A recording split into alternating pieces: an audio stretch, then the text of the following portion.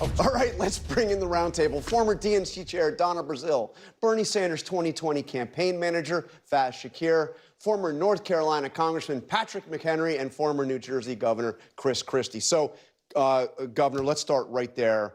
The Secretary of State, National Security Advisor, archivist Marco Rubio compared UFC at some level to the moon landing. What do you make of the festivities here for the president's 80th birthday? Let me just start off by saying I have my blue shirt and my orange tie on this morning. Yes. Let's go Knicks. You know, I obviously have been witness to a lot of interesting things that Marco Rubio has said over the decade or so. And, you know, this is the poison of working for Donald Trump. That you think you have to get, every time you get behind a microphone, you gotta figure out a way to kiss his behind. And so here he is talking on UFC being comparable to landing a man on the moon. At some level, he said. I mean, he didn't say which level. I don't care what level we're talking about, John. There's nothing comparable to it. But this is part of the Trump obsession.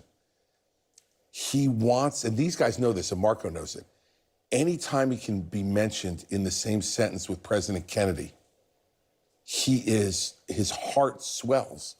He believes he's in the status of the greatest president. Okay, you just gave me my segue. So can we? I think we have a live picture. Can you guys pull it up of the front of the Kennedy Center right now? If you see, I wish we could zoom in a little bit there, but that is a tarp, a shroud, I guess we could call it, covering the name, the Kennedy, the John F. Kennedy Memorial Center for the Arts. The name came down, Donna. The shroud of Trump. But the shroud has not come down, so we can't quite see it yet. The shroud will likely come down probably after the fight, after the festivities, and after the fireworks. Look, the president is the chief entertaining officer of the United States of America. I'm convinced of it. But Joyce Beatty, the congresswoman from Ohio's 3rd Congressional District, deserves a lot of credit. Ex officio member of the board. Ex officio, several members of Congress are ex officio.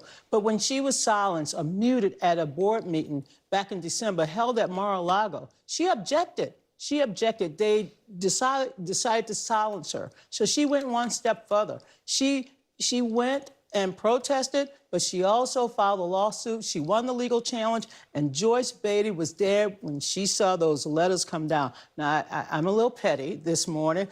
I would like to see if I could retrieve the D, the O, the N, the N, and there's two N's. A. Yeah. And let me put it on my garage so I can be famous in my neighborhood. But Faz, at a serious level, I mean, look, the president's name on the front of a building probably isn't the most significant thing in the world. Bringing it down probably doesn't maybe matter all that much. But what is the significance? I mean, there's clearly a symbolic value. Obviously, President Trump tried mightily, and I mean mightily, 2 legal challenges in the last 24 hours before it came down to keep his name on that building. But what's the significance of it coming down? Well, we obviously have a president, as Governor Christie mentioned, that is interested in grandiosity of himself at the expense of the American public. And you see that the way in which he utilizes power. I mean, that's what I think many Americans are wondering. How do you wake up every day wielding power for me? Well, you don't. You worry about yourself. And at the same time, when you think of the USC fight tonight, many people don't know this, but that, you know, Dana White, who's introduced Trump at the RNC convention, is getting a huge public benefit from this. The White House is going to bestow onto UFC, a private entity, an amazing gift. And out of this, they got a deal with Paramount. You might have seen, I think, $7+ billion deal as a sponsorship. Right. Who do you think is helping make that happen? At the same time, the Paramount is seeking approval for its merger with the Trump administration. There's a corrupt deal happening at the biggest levels among the billionaire class to increase their wealth at the expense of many people who are suffering greatly right now. I kind of roll my eyes at this. Look, of the outrages, these are like the least among them.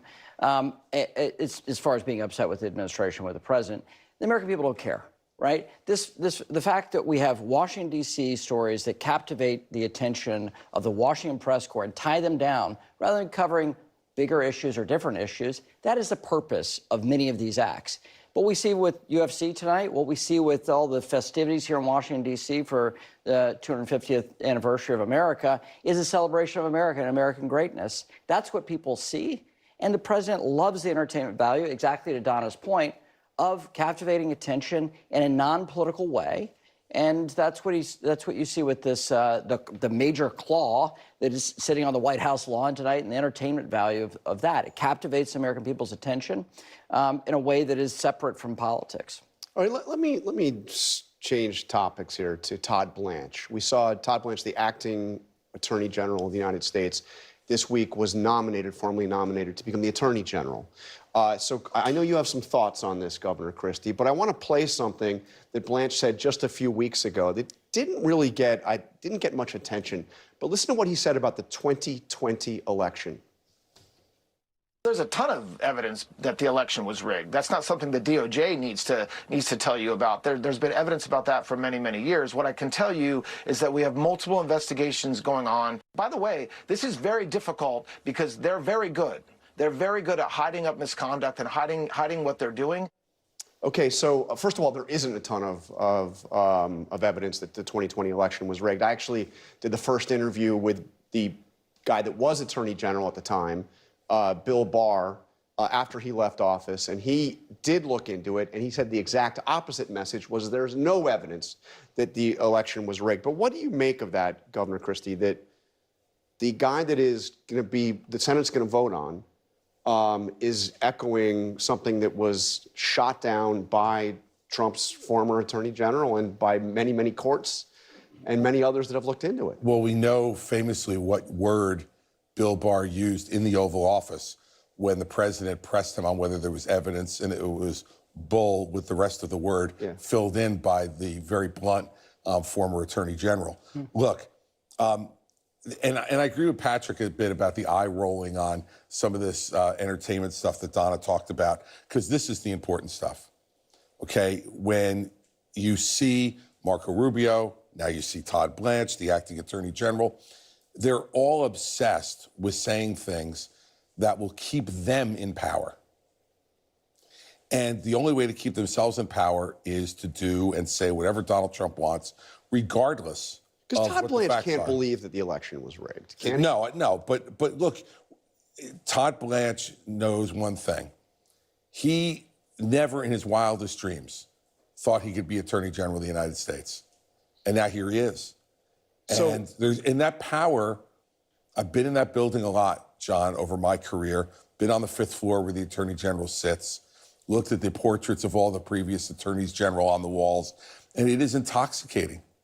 And Todd Blanche's comments can only be attributed to power intoxication and his willingness to want to stay. And it is the corruption of the rule of law of the Department of Justice that's much more important than whatever's going to happen on the South Lawn of the White House. Here's the rub. Here's the rub. Now that he's been formally nominated by the president, he has to go through this period where he has to submit his paperwork. I'm sure it's still fresh from what he submitted last year. He goes before the Senate Judiciary Committee. I'm sure Mr. Grassley will try to schedule something in July and get him confirmed before the August recess. But two problems. And one, Mr. Tillis, who has said very bluntly that he is not interested in relitigating the 2020 election and bringing up election deniers and so forth. And also, I think he has to also deal with the fact that there are other Republican senators who may have a concern on the Judiciary Committee. And that's before he goes before the full brave Senate. ducks, the people that lost. Well, look, it's 12 to 10. And the Mr. Senate Cornyn. Judiciary Committee is a 12 to 10 ratio. The two very important folks for this are retiring, or one lost, John Cornyn and Tom Tillis. Right. They will have a say. They both voted to confirm him as Deputy Attorney General. That's before he interviewed Ghislaine Maxwell, before all So of then this. you have the hangover of Epstein. You have the hangover effect of the weaponization fund. The Victims' Compensation Fund. And so they need to get some level of certainty that he's going to perform to their specifications. And if not... Does he get confirmed? Yes, he does get confirmed because they get assurance do you think he gets confirmed? of his actions. I think it's close. The big thing, Susan Collins. All right, that is a huge question. All right, we have to take a quick break. When we come back,